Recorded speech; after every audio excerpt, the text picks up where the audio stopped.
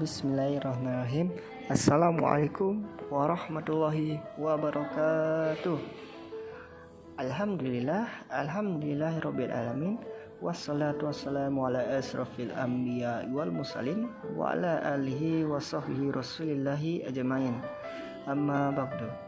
Pertama dan terutama sekali, marilah kita tingkatkan puji dan syukur kita atas kehadiran Allah Subhanahu wa Ta'ala yang telah memberikan rahmat dan karunia-Nya pada kita semua, sehingga kita telah dapat melangkahkan kaki, mengayunkan tangan, dan melangkah melaksanakan aktivitas seharian dalam keadaan sehat walafiat. Salawat baringan salam kita tidak pula lupa menghadiahkan kepada baginda Rasulullah, yakni Nabi Muhammad SAW. Sebelumnya, izinkanlah kami memperkenalkan anggota kelompok kami. Yang pertama ialah Nur Amin Agustin dengan NIM 2115040130, dan selanjutnya ada saudari Hafizah Rahmi dengan NIM 2115040097, dan selanjutnya ada saudari Hafizah Mahfuzah dengan NIM 2115040056, dan selanjutnya ada saudari Yusi Arya Dewi dengan NIM 2015040063. Baiklah teman-teman, kami dari kelompok 4 akan menjelaskan sedikit materi kami, yaitu mengenai gangguan psikofisiologis. Psikofisiologis atau biasa disebut dengan psikosomatis merupakan suatu gangguan fisik yang dialami seseorang dan pemicunya disebabkan oleh faktor psikologis. Psikofisiologis adalah studi tentang penyakit fisik yang nyata disebabkan oleh stres psikologis menurut Hansel dan Demos 2008. Psikosomatis adalah satu gangguan yang disebabkan oleh kurang tepatnya atau tidak efektifnya coping stres yang dilakukan seseorang. Ketika seseorang mengalami tekanan masalah, maka ia akan melakukan tindakan untuk mengurangi tekanan tersebut. Gangguan psikofisiologis mencakup adanya kerusakan tubuh, sehingga gangguan fisik yang muncul tidak hanya sebatas imajiner dan tekanan, tetapi benar-benar nyata berupa sakit fisik aktual yang dialami oleh individu, menurut Davidson, Neal, dan Ring 2014.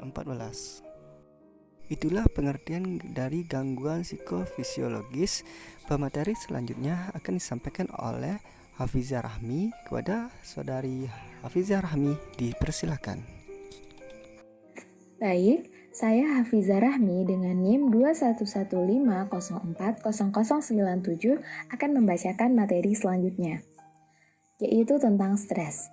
Stres didefinisikan sebagai suatu proses yang menilai suatu peristiwa sebagai sesuatu yang mengancam ataupun membahayakan, dan individu merespon peristiwa itu pada level fisiologis, emosional, kognitif, dan perilaku. Untuk lebih jelasnya, stres adalah suatu respon terhadap peristiwa yang memberikan beban fisik dan psikologis pada individu atau interaksi kompleks antara organisme dan lingkungannya. Berkaitan dengan stres, juga muncul sebuah istilah yang dikenal dengan coping. Coping didefinisikan sebagai suatu proses mengelola tuntutan baik internal ataupun eksternal yang ditaksir sebagai beban karena di luar kemampuan diri individu. Untuk lebih jelasnya, coping adalah upaya-upaya untuk mengatasi, mengurangi, atau mentoleransi ancaman atau beban perasaan yang terjadi karena stres.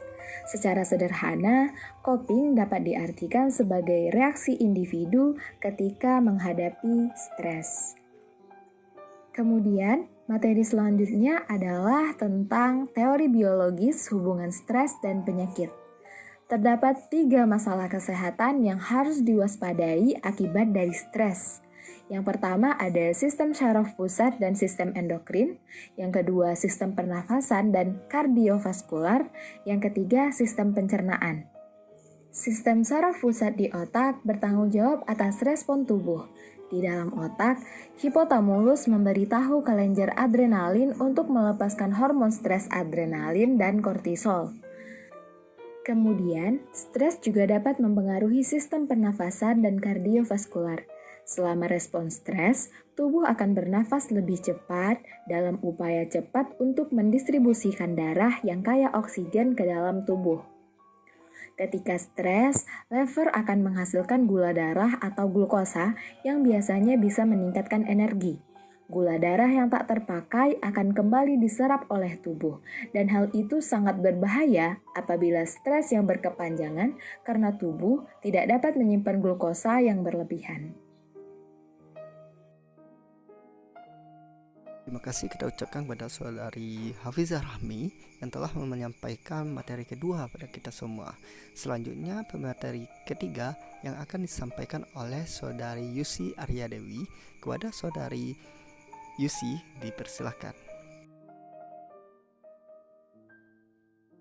Baiklah, saya Yusi Arya Dewi dengan NIM 2015040063 akan menjelaskan materi selanjutnya, yaitu tentang teori biologis hubungan stres dan penyakit. Beberapa masalah kesehatan yang harus diwaspadai akibat dari stres antara lain yaitu: yang pertama, sistem saraf pusat dan sistem endokrin, yaitu sistem saraf pusat di dalam otak bertanggung jawab atas respon tubuh, yang mana di dalam otak hipotalamus memberitahu kelenjar adrenalin untuk melepaskan hormon stres, adrenalin dan kortisol. Yang kedua yaitu sistem pernapasan dan kardiovaskular. Stres dapat mempengaruhi sistem pernapasan dan kardiovaskular. Selama respons stres, tubuh akan bernapas lebih cepat dalam upaya untuk mendistribusikan darah yang kaya akan oksigen ke tubuh. Yang ketiga itu sistem pencernaan, yaitu ketika stres, liver akan menghasilkan gula darah atau glukosa yang biasanya bisa meningkatkan energi. Gula darah yang tak terpakai akan kembali diserap oleh tubuh, karena sangat berbahaya apabila stres yang berkepanjangan karena tubuh tidak dapat menyimpan glukosa yang berlebihan. Materi selanjutnya itu tentang teori psikologis hubungan stres dan penyakit, yaitu yang pertama, kognisi. Cohen berpendapat bahwa stres dapat melemahkan ingatan dan perhatian dalam aktivitas kognitif. Kognisi juga dapat mempengaruhi dalam stres. Yang kedua yaitu emosi. Emosi cenderung terkait dengan stres. Individu yang sering menggunakan keadaan emosionalnya untuk mengevaluasi stres, reaksi emosional terhadap stres bisa berupa rasa takut, kecemasan, dan lain-lain. Yang ketiga yaitu perilaku sosial, yaitu stres dapat mengubah perilaku seseorang terhadap orang lain. Individu dapat berperilaku menjadi positif maupun menjadi negatif. Yang selanjutnya itu tentang penyakit kardiovaskular, yang mana merupakan penyakit yang diakibatkan oleh gangguan fungsi jantung dan pembuluh darah. Penyakit kardiovaskular dapat dicegah terutama pada kelompok berisiko, diantaranya dengan penilaian risiko menggunakan Framingham Risk Score. Yang kedua yaitu hipertensi esensial, merupakan tekanan darah tinggi primer yang terjadi tanpa penyebab yang pasti. Kondisi ini jarang menimbulkan gejala yang tidak disadari, sehingga dapat menyebabkan morbiditas lain seperti gagal jantung kogensif, hipertrofi ventrikel kiri, stroke, gagal ginjal stadium akhir, atau bahkan kematian. Yang ketiga yaitu penyakit jantung koroner, yaitu penyakit jantung koroner merupakan penyakit jantung yang penyebab utamanya adalah penyempitan arteria koronaria yang diakibatkan oleh proses aterosklerosis atau spasme atau kombinasi keduanya. Yang keempat yaitu sakit kepala, yang merupakan nyeri yang dirasakan di bagian kepala atau disebut juga sefalgia, yaitu sakit kepala yang dirasakan di atas garis orbitometal dan belakang kepala, tidak termasuk nyeri di area orofasial seperti hidung, sinus, rahang, sendi temporomandibular, dan telinga. Yang kelima yaitu gastritis, yaitu merupakan penyakit pada ulu hati yang disebabkan oleh peradangan mukosa dan submukosa lambung. Penyakit ini ditandai dengan mual, muntah, rasa lemah, dan nafsu makan yang menurun. Faktor seperti frekuensi makan, stres, mengkonsumsi alkohol, kopi dan rokok, dan usia menjadi faktor penyebab penyakit ini.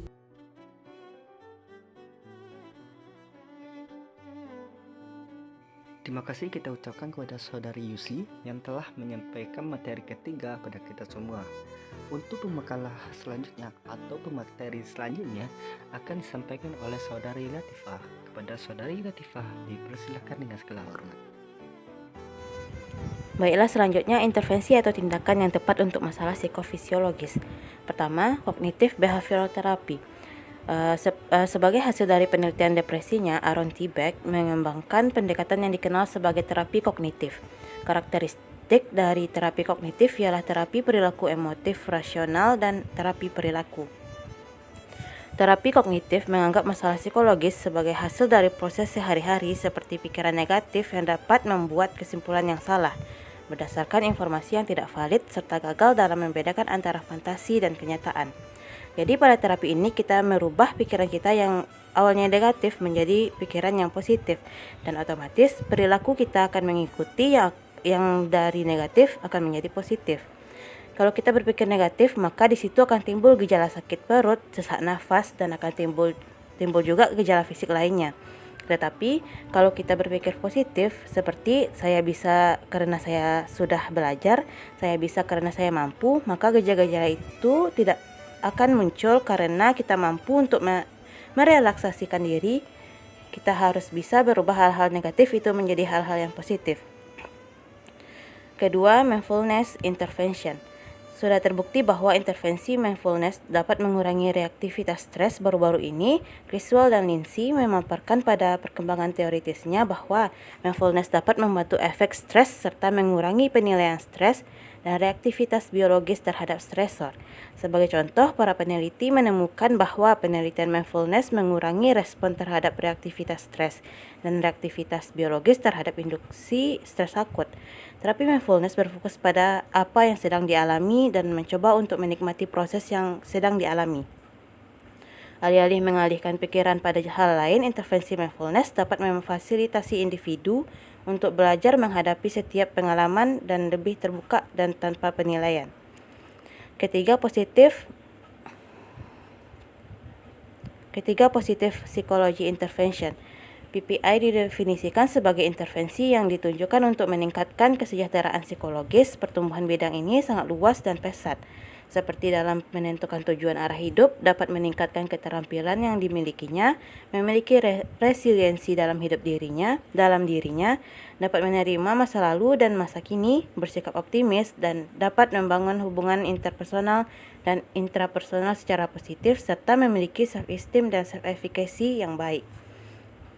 Keempat, Happify, Digital Wellbeing Intervention. Kegiatan Happify adalah intervensi efektif yang diadaptasi, yaitu intervensi yang didukung oleh bukti dari setidaknya 2 studi penelitian terpisah dalam sampel yang berbeda.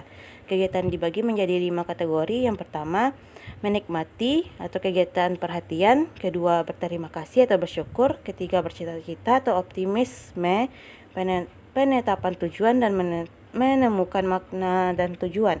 Keempat, memberikan atau kegiatan kebaikan, pengampunan dan prososial. Kelima, empati atau kegiatan empati, kegiatan yang berfokus pada welas asih dan pengambilan perspektif. Kelima, progressive muscle relaxation atau teknik relaksasi otot. Progresif ialah salah satu teknik pengobatan yang dapat dijadikan sebagai acuan dalam perawatan pasien dalam penyakit kronis. Pendekatan relaksasi ini bertujuan untuk mengurangkan ketegangan pada otot dan badan, serta dapat meningkatkan suplai pada oksigen. Cycle exercise serta progressive muscle relaxation memunculkan pergantian ekspresi wajah selaku salah satu penanda ketegangan psikofisiologis. Relaksasi otot progresif mengajarkan kita pada pengenduran otot melalui proses 2 langkah. Pertama, kita secara sistematis menegangkan kelompok otot tertentu di tubuh seperti leher, bahu. Selanjutnya kita melepaskan ketegangan dan memperhatikan bagaimana perasaan otot saat kita mengundurkannya. Latihan ini akan membantu menurunkan tingkat ketegangan dan stres secara keseluruhan dalam membantu kita rileks serta merasa cemas. Ini juga dapat membantu mengurangi masalah fisik seperti sakit perut dan sakit kepala, serta meningkatkan kualitas tidur. Sekian materi dari saya kembalikan kepada moderator. Terima kasih kita ucapkan kepada saudari Latifah yang telah membacakan materi terakhir pada kita semua. Mungkin sekian dari kelompok kami. Salah dan jangkal kami mohon maaf. Kami akhiri dengan Assalamualaikum warahmatullahi wabarakatuh.